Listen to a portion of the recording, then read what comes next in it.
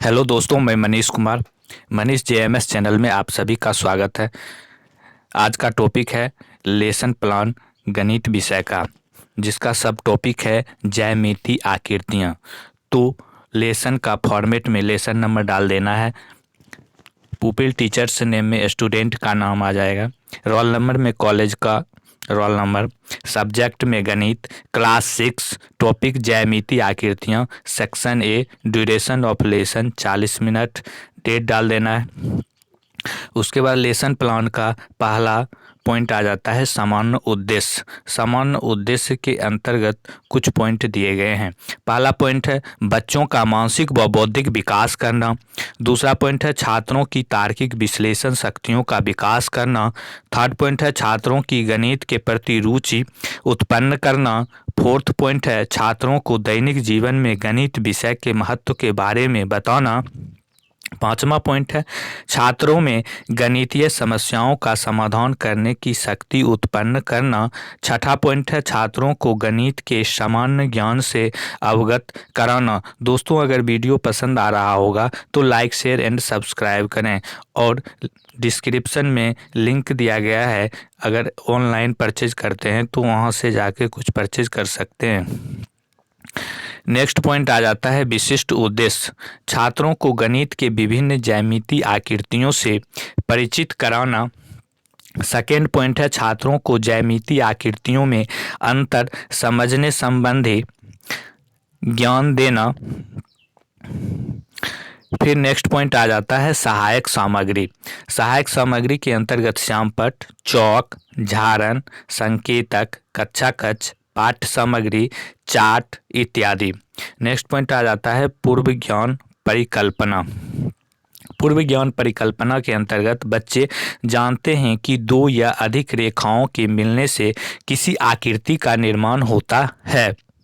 फिर next point आ जाता है पूर्व ज्ञान परीक्षण। पूर्व ज्ञान परीक्षण के अंतर्गत पहला है बच्चों यह श्यामपट्ट किस प्रकार का है? आयताकार। सेकेंड है बच्चों यह चौक का डिब्बा किस आकार का है? वर्गाकार। थर्ड है बच्चों क्या आपको वर्ग व आयत में अंतर बता सकते हो? कोई उत्तर नहीं, समस्यात्मक प्रश्न। फोर्थ क्वेश्चन है आयत व वर्ग की परिभाषा बताइए। कोई उत्तर नहीं, समस्यात्मक प्रश्न। फिर नेक्स्ट पॉइंट आ जाता है उद्देश्य कथन। बच्चों आज हम ज्यामिति आकृतियां जैसे आयत, वर्ग, त्रिभुज आदि का अध्ययन करेंगे। लेसन प्लान के अंतर्गत नेक्स्ट पॉइंट आ जाता है प्रस्तुतिकरण, जो कि महत्वपूर्ण पॉइंट माना जाता है। इसके अंतर्गत 4 कॉलम बना लेना है। शिक्षण बिंदु, छात्राध्यापक क्रियाएं, छात्र क्रियाएं, श्यामपट्ट कार्य। तो शिक्षण बिंदु के अंतर्गत पहला पॉइंट आ जाता है ज्यामिति आकृतियां। तो किसी भी बंद क्षेत्र अथवा रेखाओं से ढके व घिरे हुए जगह से ज्यामिति आकृतियां बनती है, जैसे वर्ग आदि। फिर वर्ग में आ जाता है वर्ग में चारों भुजाएं समान होती है तथा प्रत्येक कोण 90 डिग्री का होता है। वर्ग का क्षेत्रफल बराबर भुजा गुना भुजा। नेक्स्ट पॉइंट आ जाता है शिक्षण बिंदु के अंतर्गत आयत। आयत में भी 4 भुजाएं होती हैं। इसमें आमने सामने की भुजाएं बराबर होती है तथा प्रत्येक कोण 90 डिग्री का होता है। आयत कहलाता है। आयत का क्षेत्रफल बराबर लंबाई गुना चौड़ाई। फिर नेक्स्ट पॉइंट आ जाता है छात्र क्रिया। छात्र क्रिया के अंतर्गत सभी छात्र अध्यापक की बातों को ध्यानपूर्वक सुन रहे हैं और श्यामपट्ट कार्य को सभी अपनी अपनी कॉपी में उतार रहे हैं। फिर प्रस्तुतिकरण के अंतर्गत नेक्स्ट पॉइंट आ जाता है श्यामपट्ट कार्य। श्यामपट्ट कार्य में ज्यामिति आकृतियां वर्ग का क्षेत्रफल बराबर भुजा गुना भुजा, आयत का क्षेत्रफल बराबर लंबाई गुना चौड़ाई। फिर शिक्षण बिंदु के अंतर्गत नेक्स्ट पॉइंट आ जाता है त्रिभुज। तो छात्र अध्यापक क्रियाएं में 3 रेखाओं से घिरी हुई आकृति को त्रिभुज कहते हैं। त्रिभुज 3 प्रकार के होते हैं, समबाहु त्रिभुज, समद्विबाहु त्रिभुज, विषमबाहु त्रिभुज। तो त्रिभुज के तीनों कोनों का योग 180 डिग्री का होता है। फिर नेक्स्ट पॉइंट आ जाता है छात्र क्रिया के अंतर्गत। सभी छात्र अध्यापक की बातों को ध्यानपूर्वक सुन रहे हैं और श्यामपट्ट कार्य को सभी अपने अपने कॉपी में उतार रहे हैं।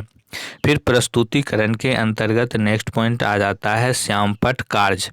श्यामपट्ट कार्य में L1 L2 L3 बराबर 180 डिग्री एक त्रिभुज बना देना है, L1 L2 और L3। फिर नेक्स्ट पॉइंट आ जाता है सामान्यीकरण। वर्ग का क्षेत्रफल या आयत का क्षेत्रफल उनकी लंबाई व चौड़ाई का गुणा करने से प्राप्त होता है। फिर नेक्स्ट पॉइंट है व्यवहारीकरण। दैनिक जीवन में वर्गाकार या आयताकार आकृतियों को पहचानकर क्षेत्रफल निकाल सकेंगे। फिर नेक्स्ट पॉइंट आ जाता है पुनरावृत्ति। पुनरावृत्ति के अंतर्गत पहला है आयत में कितनी भुजाएं होती है। सेकेंड है त्रिभुज के 3 कोनों का योग बताइए। थर्ड है वर्ग की परिभाषाएं लिखें। नेक्स्ट पॉइंट है गृह कार्य। पहला है एक आयत की रचना करो जिसकी भुजाएं क्रमशः 5 सेंटीमीटर, 3 सेंटीमीटर हो। सेकेंड है वर्ग की रचना कीजिए जिसकी प्रत्येक भुजा 4 सेंटीमीटर दी गई हो। दोस्तों, अगर वीडियो पसंद आया होगा तो लाइक, शेयर एंड सब्सक्राइब करें। धन्यवाद दोस्तों। जय हिंद, जय भारत।